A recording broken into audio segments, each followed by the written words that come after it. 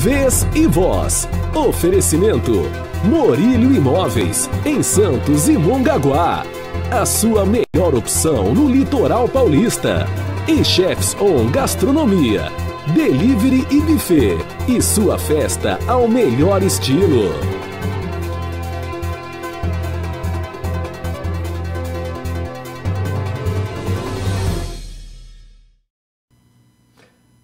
Olá!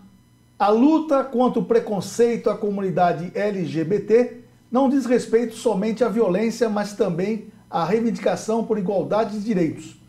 Uma das conquistas mais importantes nesse sentido é o avanço da legalização da união civil entre pessoas do mesmo sexo pelo mundo. Ainda são poucos os países que permitem o casamento gay, mas gradualmente mais nações começam a reconhecer que casais gays têm os mesmos direitos que os casais heterossexuais. Para falar sobre esse assunto, eu converso com o reverendo Sérgio Ferreira, responsável por inúmeras uniões. Reverendo, muito obrigado pela participação aqui no programa. Bom dia, obrigado vocês poderem abrir para a gente poder falar sobre esse tema. Perfeito. O Brasil é um dos poucos países no mundo em que o casamento homoafetivo é permitido desde 2013, se eu não me engano. Mas estamos longe de acabar com esse preconceito. O senhor percebe isso? Percebo. Foi muito bom você começar falando dos direitos civis.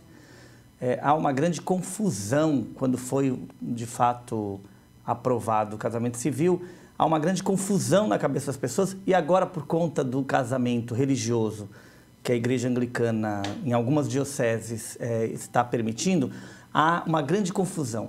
Uma coisa é o casamento civil, o direito civil, que eu acredito que nós estamos até atrasados nisso, e há países que são mais atrasados ainda, que é a questão da igualdade de direitos, é um casamento feito no cartório, que vai ter repercussões na herança, nos bens, nos planos de saúde, o reconhecimento, e isso é uma coisa que já vem tardia. Você vê, um dos principais casamentos que eu realizei na cidade de Santos era de um casal que estava 25 anos juntos. Na verdade, a bodas de ouro, de prata, foi feita no casamento. No casamento. Porque a justiça, no caso desse casal, foi extremamente justa, porque ela reconheceu os 25 anos de união para fins de aposentadoria, para fins até de herança. Havia um quadro muito injusto de pessoas que tinham construído um patrimônio junto, que tinham estado um tempo junto e que muitas vezes uma das pessoas falecia e a outra se via muitas vezes explorada pela família, a família vem e retira tudo, era uma coisa assim, havia vários casos de profunda... Não respeitando a união das duas pessoas. Não respeitando, profunda ingratidão, profunda... Bom, você vê, nós tivemos casos na década de 80 das pessoas do casamento ficarem doentes e a outra pessoa que mora com ela, que dorme na mesma cama que ela, há mais de 20 anos, ter que ir buscar alguém da família para poder visitar o hospital, porque ele não era considerado como uma pessoa da família. Então, uma coisa é o casamento civil. O problema é que quando aprovou o casamento civil, todo mundo vai para a ideia do casamento religioso. É lógico. Nós temos um problema grave no Brasil, que é ainda resquícios da nossa colonização. Nós temos um país extremamente católico, um país que foi colonizado pelos católicos e houve um grande período em que o Estado e a Igreja estiveram unidos, Sim. que é o período do patriarcado. Então, nós vamos ter no imaginário coletivo a ideia de que casamento tem que ser na igreja, de casamento é na igreja. A mesma coisa batizado. Eu costumo receber, às vezes, noivos para fazer a entrevista para o casamento. Eu acho tão engraçado, porque às vezes eu encontro o noivo e a noiva, e durante a entrevista a noiva fala: olha, o meu marido, ele é ateu. Ele é ateu, ele não acredita em Deus. Eu já levo um susto na entrevista, né?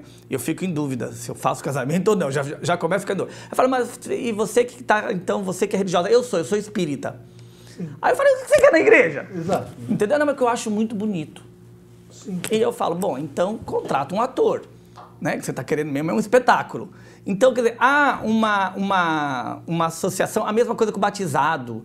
A criança não pode chorar, a criança não pode ter qualquer problema, qualquer dor de barriga, no inconsciente tem que batizar, porque isso aí, se não batizar, há toda uma superstição em volta disso. Nós já separamos, a igreja se separou do Estado. Portanto, o casamento religioso são para as pessoas daquela igreja. Não é uma coisa universal, não é uma coisa obrigatória. Não quer dizer que porque o civil, a lei, para fins de lei, para fins de justiça, reconhece a união homoafetiva, que as igrejas são obrigadas agora a fazerem o casamento e que agora nós vamos ter obrigação de casar na igreja. Não, o casamento na igreja é opcional, ele é uma discussão interna de cada igreja. Sim. Nós mesmos, na igreja anglicana, não temos isso de forma pacífica, há muita controvérsia na própria Inglaterra, há muita controvérsia na África, muita controvérsia no próprio Estados Unidos e no Brasil também. A diferença é que nós, anglicanos, primamos muito pela democracia, primamos muito pela liberdade interna. Então, cada diocese vai fazer a sua reflexão e vai fazer a sua votação no que é que ela aceita. Então, você vai ter anglicano que jamais vai aceitar, dioceses que não aceitam, você vai ter o casamento gay, você vai ter dioceses que permitem uma bênção, qualquer simulação do fato, e vai ter dioceses que permitem, de fato, abençoar o casamento gay. Eu estou na diocese de São Paulo, ligada à Catedral de São Paulo, e lá a gente promove a bênção dos casais homoafetivos, a gente promove com bastante tranquilidade e liberdade de consciência.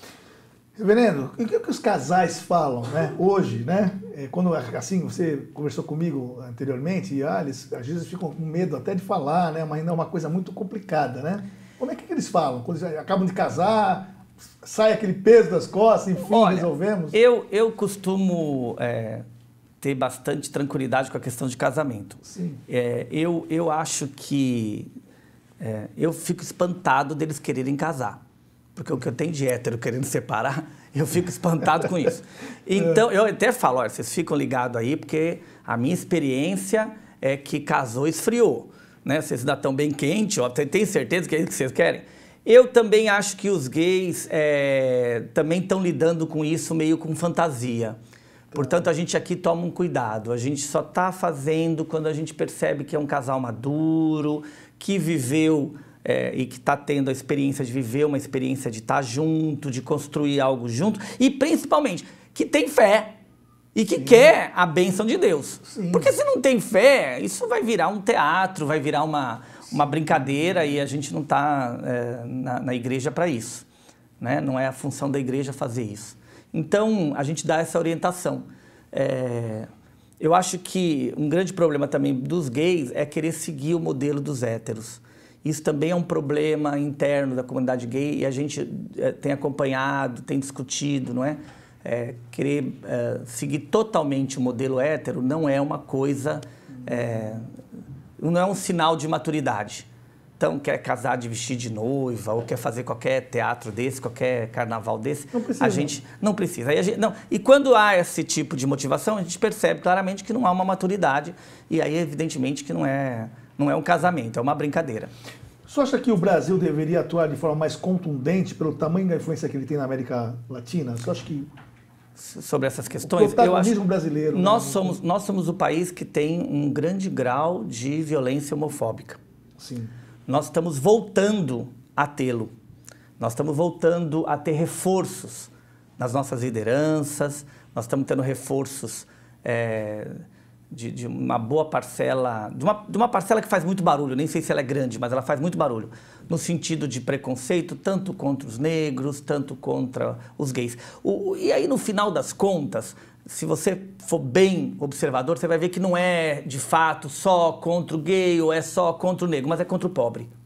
É contra o pobre. Porque se você for um gay rico, você é muito bem recebido, dificilmente a homofobia vai chegar em você. Se você for um gay de uma família rica, então... você vira até momento de orgulho, né? As famílias têm até orgulho de mostrar, olha, meu filho é artista, é gay. O problema é contra a pobreza.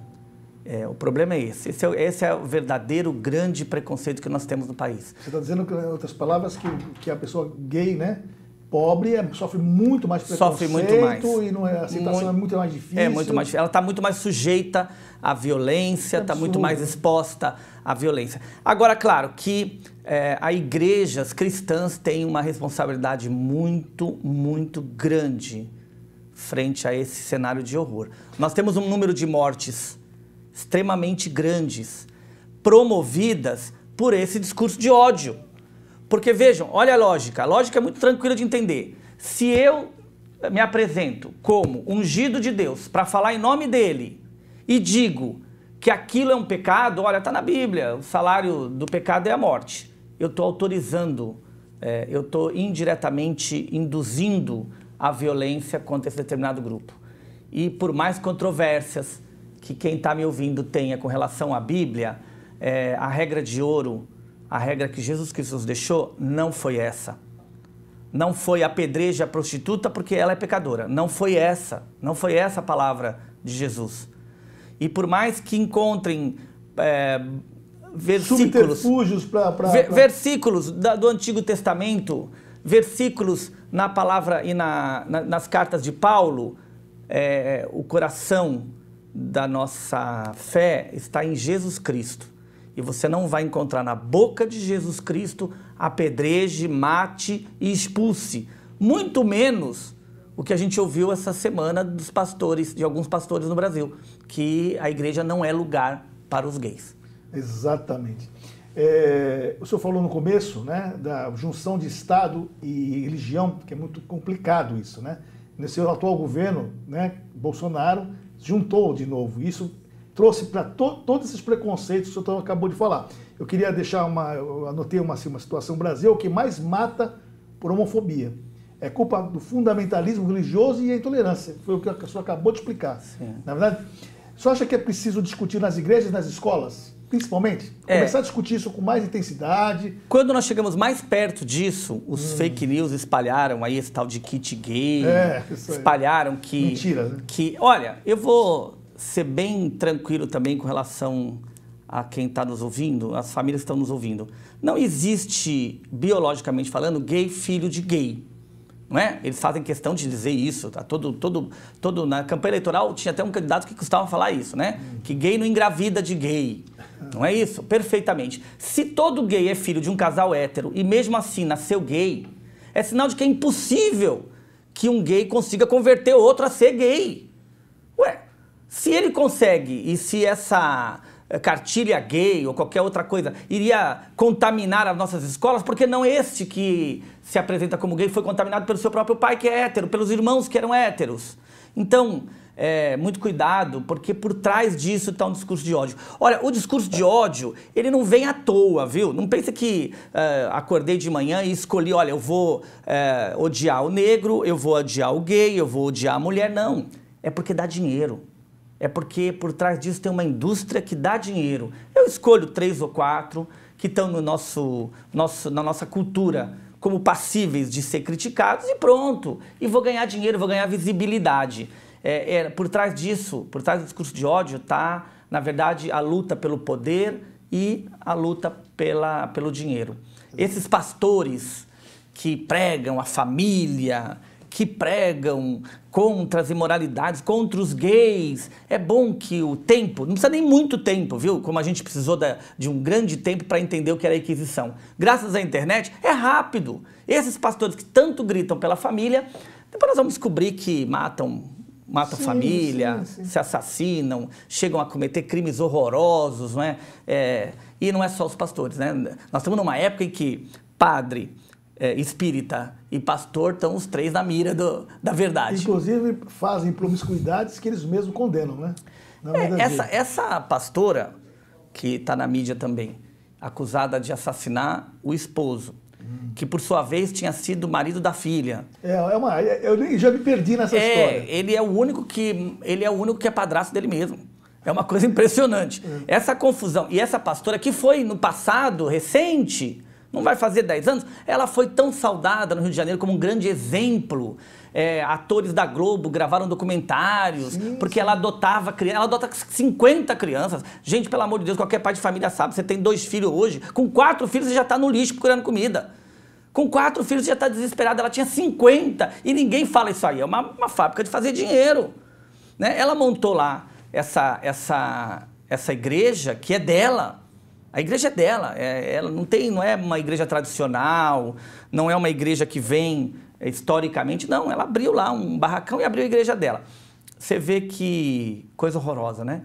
Então agora vem à tona a promiscuidade que era aquela casa e que culminou no assassinato do próprio esposo. Veja, essa era uma das pessoas que mais gritava contra os gays.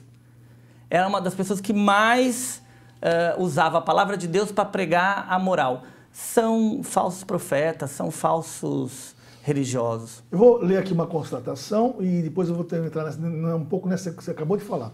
O STF já tem entendimento que o não reconhecimento da união fere as garantias constitucionais, a dignidade humana, a igualdade, a liberdade e a proteção à segurança jurídica. Os conservadores, que é o caso dessas que você acabou de falar, alegam que é uma decisão favorável a essas uniões, pode pôr a família em risco. Você chegou a falar em família, não tem como. Eu acho engraçado isso, né? Eu vejo o nosso presidente falar assim, que a união entre um homem e uma mulher é sagrada, e cita a Bíblia, acho tão bonitinho. Só não sei qual mulher, porque ele já teve 3, né? Ele troca como troca de carro. Então, na verdade, e olha que a Bíblia fala que o casamento tinha que ser um. Né? Nós nem entramos nessa briga porque nós anglicanos aceitamos o casamento na segunda relação. Mas em todo caso fica claro que é só de boca para fora esse rigor bíblico. Agora veja que interessante, essa gente que tem rigor bíblico, que vai falar não porque Paulo falou que não pode, porque está lá não sei aonde escrito isso e aquilo, serve para eles para algumas coisas, outras não servem. Outras não servem. Então, por exemplo, Jesus é o primeiro a dizer, olha, você quer me seguir? Você quer ser meu discípulo? É fácil. Você vai, você pega tudo que você tem, você vende, você distribui para os pobres, e me segue. Aí você pega uma cruz e me segue. Esse é o mandamento de Jesus, fala várias vezes isso. Mas essa parte, eles parecem na Bíblia deles, acho que eles passam batido, eles viram a página, ou não lê. Porque você vê pastores nesse país que estão entre os mais ricos da América do Sul. Nunca fabricaram nada, não produzem nada, a não ser grandes templos e grandes shows. Não fabrica, seu cidadão nunca trabalhou e é um dos bilionários desse país. Possui uma fortuna incalculável. Não são 1 nem 2, já temos 3 ou 4 aí. Na verdade, as grandes fortunas do Brasil hoje estão perto da mão dos evangélicos. Você que é industrial, você que fabrica alguma coisa, que produz alguma coisa para a riqueza desse país, você está perdendo seu tempo. Pega uma Bíblia, porque dá mais dinheiro. E olha, que coisa interessante, né? Essa parte da Bíblia, de cuidar dos pobres, de vender tudo, distribuir os bens, essa parte eles não pulam, eles rasgam. O que vai ficar porque não pode, a mulher não pode, tem que estar sujeita ao marido, porque não sei o quê, porque o casamento, porque... E a moral, porque a moral, quem controla o sexo, controla o poder. Na verdade, essa é a grande questão, né? Controla a consciência. E aí, lógico que vão por aí, né? O senhor acredita que a ampliação da liberdade decorrente do reconhecimento das uniões gays é um passo para consolidar um modelo de família baseado no afeto, na liberdade, independente da orientação sexual de pares que a constituem, enfim? Olha, o último censo deixou claro que o modelo de família tradicional, que era o modelo até a década de 50, ele tinha entrado em crise por conta do crescimento urbano que nós vivemos. Você tem um filme maravilhoso feito no Brasil, chamado Central do Brasil, Sim. que mostra a crise do modelo de família. Nós temos, com as diversas vindas de nordestinos para São Paulo, para o Sudeste, esses movimentos migratórios internos por conta da crise econômica, o surgimento de novos modelos de família. É o pai e a mãe que morrem e os irmãos sozinhos vão ter que fazer uma família. Sim. É primos que se unem com outros primos e vão morar junto. É, na verdade, um vizinho que adotou... um vizinho solteiro que adotou crianças abandonadas e acabou criando aquilo sem nenhuma preocupação legal, só vai se preocupar depois com a legalidade quando já está com quase maior de idade. Eu acompanhei vários casos assim, de modelos de famílias que a gente percebia que aquilo ali já era uma família, porque moravam juntos, celebram o Natal junto, celebram as dificuldades junto, estão juntos se apoiando e necessariamente não tem um papai, uma mamãe e uns filhinhos. Necessariamente não tem. Na questão dos gays especificamente, foi um avanço. Foi um avanço conquistado com bastante luta, porque aquelas grandes paradas deram visibilidade para essa parcela.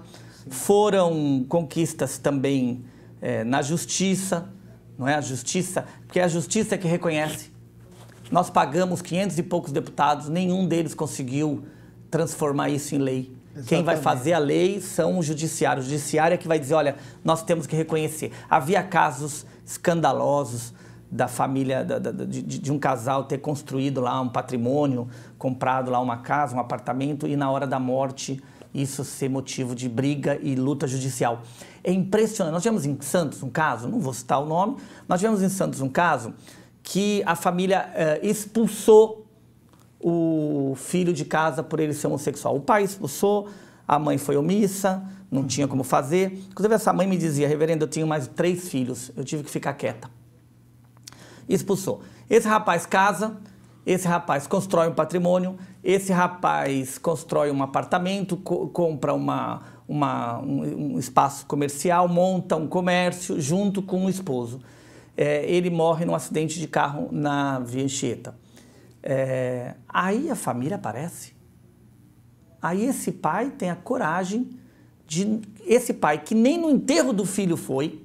Absurdo. Esse pai que estava longe do filho há mais de 10 anos, que não recebia o filho no Natal. Essa família que virou as costas para esse cidadão, vai na justiça e por pouco não leva o apartamento, não leva a loja comercial, que por conta de questões burocráticas, questões ligadas ao imposto de renda, estava no nome dele e não no nome do parceiro. Sim. A sorte é que tudo isso tinha testemunhas, a sorte é que tinha documentação, a sorte que o rapaz guardou tudo, mas a sorte dele ter ganho na justiça, porque no primeiro momento, após o velório, ele foi expulso do apartamento. Ele conseguiu tirar a roupa dele e foi expulso do apartamento, porque o pai vai para lá com primos e com uma série de pessoas e expulsa ele do apartamento. É do meu filho, você pode ir embora. Há 9 anos eles tinham comprado aquele apartamento já, ou há 5 anos, desculpa, 5 anos já tinham comprado aquele apartamento, já estavam lá. E esse cidadão, evidentemente, entra na justiça com o apoio de um advogado aqui de Santos e consegue recuperar todo o patrimônio e a dignidade. Então, esses casos é que tem que estar na cabeça das pessoas. Uma coisa é a gente falar de justiça, uma coisa é a gente falar que a lei tem que reconhecer, de fato, que existe. Não existe só o casamento gay para fins de família, existem outros modelos de família também.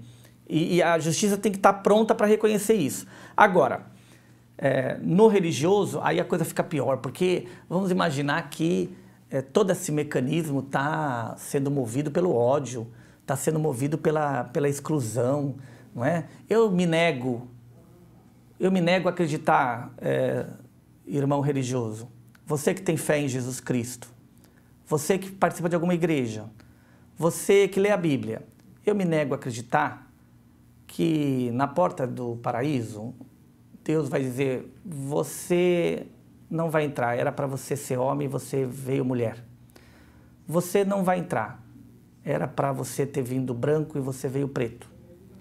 Não, você não vai entrar, era para ter vindo heterossexual e você veio homossexual. Eu me nego a acreditar que isso vai acontecer no reino de Deus. Ao contrário, vai receber todo mundo independente, né? Eu acredito que Jesus pregou isso. Exatamente. Está muito claro na pregação de Jesus, não é? A casa do Pai está aberta para todos. Evidentemente que eu não estou defendendo aqui nenhum tipo de libertinagem, nenhum tipo de... É engraçado que quando o assunto é gay, se associa rapidamente à libertinagem. O hétero não. Parece que os héteros não têm libertinagem. Os héteros são todos muito castros, né?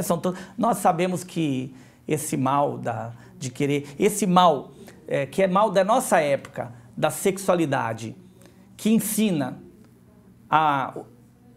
rapidamente. Os pais estão aí felizes em ensinar os seus filhos nisso. Sim. Que é o mecanismo de usar e ser usado. Isso também atinge os gays. Atinge de cheio os gays.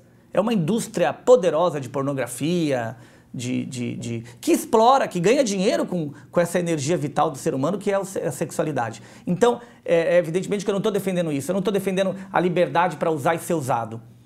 Não é? Não foi para isso que Deus nos fez. E isso não vai levar ninguém à felicidade. Eu estou defendendo o amor. O amor não tem nada... O amor para nós, o amor para um cristão, não é um sentimento. Nós confundimos muito isso quando a gente fala de amor. Não é? E eu costumo falar muito nos casamentos e tal. Nós confundimos o amor com o romantismo, por exemplo, que é uma invenção do século XVII. Né? Nós confundimos o amor com sexo. Né? Então, o amor é sério. Não. O amor para o cristão, e você que se diz cristão e que foi batizado deveria lembrar, o amor para nós não é um sentimento. O amor para nós é um mandamento. Há uma diferença muito grande. Porque Jesus diz assim, por exemplo, ame o seu inimigo. Aí você vai falar, nossa, mas que coisa sádica, como é que eu vou amar o meu inimigo que me judia, que me maltrata? Jesus não está mandando você gostar dele. Porque gostar seria um sentimento. E isso seria uma perversão, inclusive, psicológica. Não, Jesus manda amar. Porque o amor pressupõe que eu permita que ele exista, que eu permita que ele tenha uma opinião, que eu não queira aniquilá-lo, que eu não queira excluí-lo, que eu não queira matá-lo. Isso é amar o inimigo. E olha que Jesus mandou amar o inimigo, por isso lembre vocês, viu? Lembre o mandamento de Jesus. Para poder cumpri-lo é bom ter pelo menos um. Ok, eu queria agradecer. Muito obrigado, reverendo Sérgio Ferreira.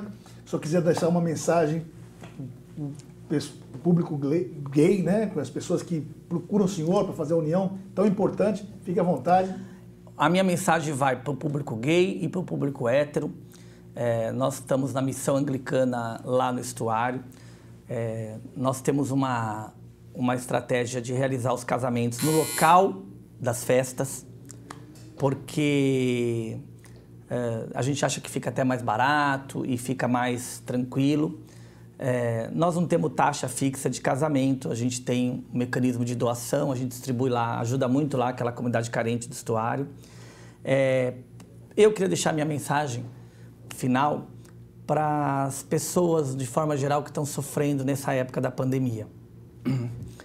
Esse pequeno vírus que a natureza nos presenteou de forma trágica, trazendo todo esse nosso sofrimento, que não convém aqui entrar em discussão se foi criado, se foi projetado, mas é um vírus desse planeta, aparentemente não veio de outro planeta, que, a meu ver, é fruto da nossa liberdade, do nosso livre-arbítrio. É nós que estamos acabando com a Amazônia, nós que estamos destruindo o Pantanal, nós que estamos acabando com a natureza. De certa forma, o planeta parece que reage a essa força destruidora que nós estamos tendo, que não é uma força de se unir nessa casa comum que é o planeta, mas sim destruí-lo e matar os outros animais e matar os outros habitantes desse mesmo planeta. Esse vírus vem nos lembrar o quanto somos frágeis, o quanto é breve a nossa existência. Portanto, na hora da morte, o que vai contar é o tempo que você amou. Não leve para a hora da sua morte esse ódio. Esse ódio não vai te ajudar na hora da morte. Bem tranquilo, o Papa Francisco nos ensinou na última quarta-feira, na sua audiência. Na hora da morte, o que vai valer, o que vai nos tranquilizar é o amor que a gente plantou. Portanto, procure o amor verdadeiro. O amor passa por sofrimento, passa por construir, passa por ter paciência, passa por ter perseverança. Se você é gay, ou se você é hétero, ou se você é qualquer uma daquelas outras siglas, não importa. Você está sendo convidado nessa existência a experimentar o amor. Experimente o amor. Se desafie a viver com amor. Você vai ver que tudo isso fica mais fácil de entender e mais fácil de levar. Ok, obrigado, reverendo Sérgio Ferreira. Eu termino o Vez e Voz com a seguinte frase da escritora Karina Ramos. Enquanto gastamos tempo julgando o que é ou não pecado, perdemos um tempo precioso de transmitir a graça e o amor de Deus ao próximo. Que possamos nos preocupar com o que realmente importa para Deus. O Vez e Voz fica por aqui. Curta, compartilha, www.diariodolitoral.com.br, pelo Facebook, Instagram e redes sociais. Mande sugestão de pauta e entrevistado pelo 991467060. Até a próxima sexta-feira. Tchau. Ficou bom? É isso. Ficou bom? Ficou ótimo.